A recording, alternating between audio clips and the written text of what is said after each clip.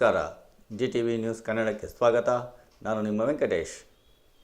ಮಾಗಡಿ ಪಟ್ಟಣದ ಹೊಂಬಾಳಮ್ಮನಪೇಟೆಯಲ್ಲಿನ ದೇವಿ ದೇವಾಲಯದಲ್ಲಿ ಕಾರ್ತಿಕ ಮಾಸದ ಪ್ರಯುಕ್ತ ದೀಪೋತ್ಸವ ಕಾರ್ಯಕ್ರಮವನ್ನು ನಡೆಸಲಾಯಿತು. ಹೆಚ್ಚಿನ ಸಂಖ್ಯೆಯಲ್ಲಿ ಬಂದಂತ ಗ್ರಾಮಸ್ಥರುಗಳು ಲಕ್ಷ್ಮೀದೇವಿಯ ದರ್ಶನ ಪಡೆದು ದೀಪಗಳನ್ನು ಹಚ್ಚಿ ಸಂಭ್ರಮಿಸಿದರು. ಈ ಸಂದರ್ಭದಲ್ಲಿ ಗೌಡ ರಂಗಶಾಮಯ್ಯ, ಯಜಮಾನ್ ರಂಗಯ್ಯ, ಪೊಲೀಸ್ ಮರಿಯಪ್ಪ, ಪುರಸಭಾ ಸದಸ್ಯರುಗಳಾದ ರಾಮಣ್ಣ, ಜಯರಾಮು, ಶಿವರಾಜು, ರೇವಣ್ಣ, ಗ್ರಾಮಸ್ಥರುಗಳಾದ ಸರಸ್ವತಮ್ಮ, ರಮೇಶ್, ರತ್ನಮ್ಮ, ಶಿವಶಂಕರ್, ಕಾದ್ರಿ ನರಸಿಂಹಯ್ಯ, ರೈತ ಸಂಘದ ಯುವ ಘಟಕದ ಅಧ್ಯಕ್ಷ ರವಿಕುಮಾರ್ ಹಾಗೂ ಇನ್ನೂ ಅನೇಕರು ಭಾಗವಹಿಸಿದ್ದರು.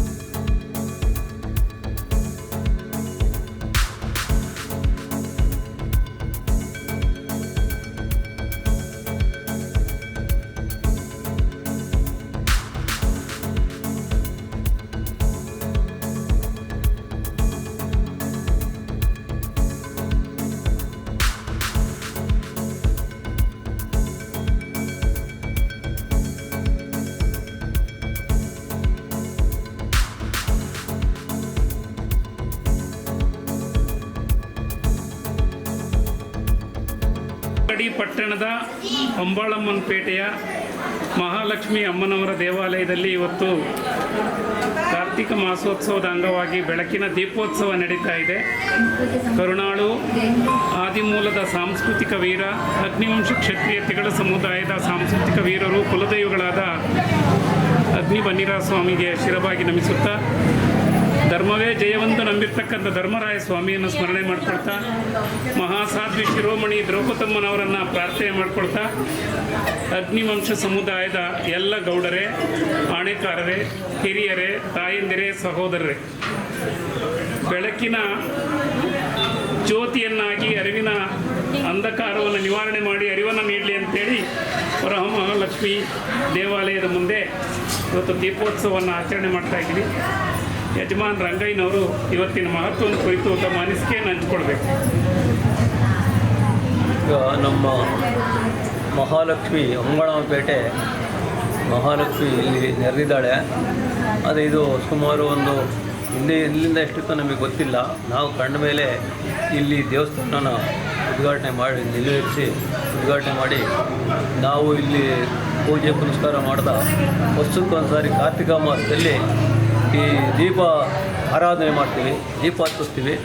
ದೀಪ ಹಚ್ಚಿ ಸುಮಾರು ಒಂದು 20 ವರ್ಷದಿಂದ ಇದೇ ಕೆಲಸ ನಾವು ದೀಪ ಹಚ್ತಾ ಇದ್ದೀವಿ. ಆದರೆ ನಮ್ಮ ತಿಂಗಳ ಜನಾಂಗಕ್ಕೆ ಈ ನನ್ನ ತಾಯಿ ಭಾಳ ನಮಗೆ ಅನುಕೂಲ ಕೊಟ್ಟಿದ್ದಾಳೆ. ಅದರಿಂದ ನಮಗೂ ಸಹ ನಮಗೆ ಅನುಕೂಲ ಇದೆ ಈ ತಾಯಿಯಿಂದ. ಅದಕ್ಕೋಸ್ಕರ ನಾವು ಈ ತಾಯಿ ಪೂಜೆನ ನಾವು ವರ್ಷಕ್ಕೊಂದ್ಸರಿ ಆನಂದವಾಗಿ ನಮ್ಮ ಕೈಲ ಶಕ್ತಿಯ ಎಷ್ಟಿದೆಯೋ ಅಷ್ಟರಲ್ಲಿ ನಾವು ಆ ಮಹಾಲಕ್ಷ್ಮಿನ ನಾವು ಪೂಜೆ ನಮ್ಮ ಜನರನ್ನೆಲ್ಲ ಕರೆದು ಆನಂದಿಸ್ತೀವಿ. ಅಗ್ನಿವಂಶ ಕ್ಷತ್ರಿಯ ಸಮುದಾಯದವರು, ಆದಿಮೂಲ ಕುಲದವರು, ಭೂಮಿಯನ್ನೇ ನಂಬಿದವರು, ಭೂಮಿಯ ಪುತ್ರರು. ಹೌದು. ಮಹಾಲಕ್ಷ್ಮಿ ಅಮ್ಮನವರ ಸನ್ನಿಧಿಯಲ್ಲಿ ಇವತ್ತು ದೀಪೋತ್ಸವ ನಡೀತಾ ಇದೆ. ಇದು ಎಲ್ಲರ ಬಾಳಿನಲ್ಲಿ ಅಂಧಕಾರವನ್ನು ನಿವಾರಣೆ ಮಾಡಿ ಅರಿವನ್ನುಂಟು ಮಾಡಲಿ, ತಾಯಂದಿರು ಮಕ್ಕಳಿಗೆ ಉತ್ತಮವಾದ ಶಿಕ್ಷಣವನ್ನು ಕೊಟ್ಟು ಸಂಸ್ಕಾರವನ್ನು ಕಲಿಸಲಿ, ನಮ್ಮ ಪೂರ್ವಿಕರು ಬಾಳಿ ಬದುಕಿದ್ದ ಬಹುದೊಡ್ಡ ಪರಂಪರೆಯನ್ನು, ಕುಲಾಚಾರವನ್ನು, ಸಂಪ್ರದಾಯವನ್ನು ಮಕ್ಕಳಿಗೆ ಕಲಿಸ್ಕೊಳ್ಬೇಕು ಅಂತೇಳಿ ಯಜಮಾನ್ ರಂಗಯ್ಯ ಸರ್ ಅವರಿಗೆ ತಮ್ಮೆಲ್ಲರ ಪರವಾಗಿ ಕೃತಜ್ಞತೆಗಳು. ಸುಮಾರು 25 ವರ್ಷದಿಂದ ನಮಗೆ ಬುದ್ಧಿ ಬಂದಾಗಿಂದ ನಾನು ಗಟ್ಟಿಯಾಗಿ ಇಲ್ಲಿ ಭಾರಿ ಕಾರ್ಯಕ್ರಮಗಳು ನಮ್ಮ ಯಜಮಾನರು ನಡೆಸ್ಕೊಂಬರ್ತಾವ್ರೆ.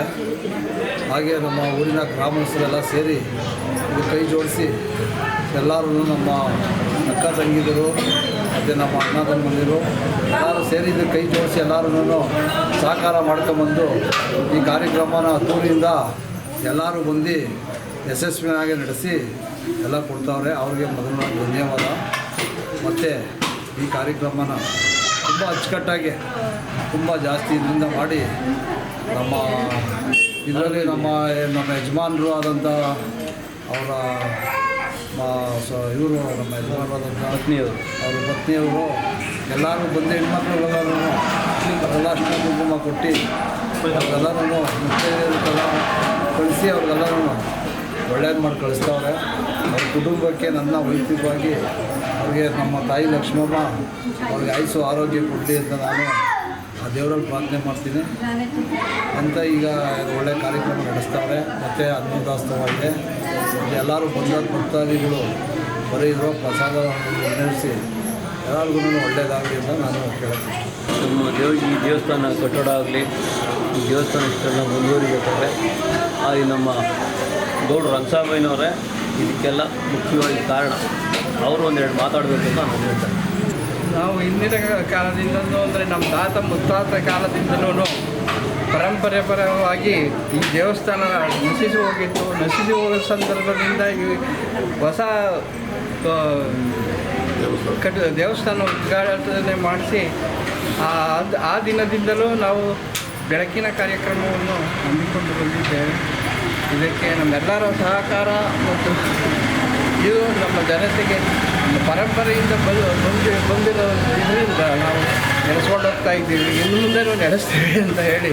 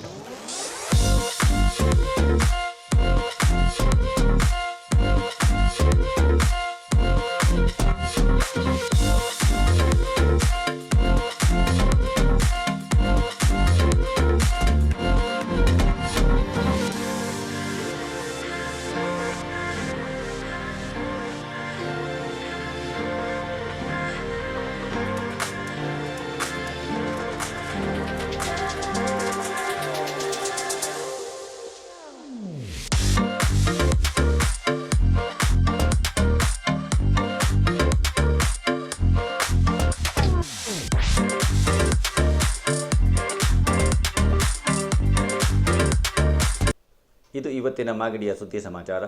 ನಿರಂತರ ಸುದ್ದಿ ಸಮಾಚಾರಕ್ಕೆ ವೀಕ್ಷಿಸಿ ನಿಮ್ಮ GTV ನ್ಯೂಸ್ ಕನ್ನಡವನ್ನು. ವಂದನೆಗಳು.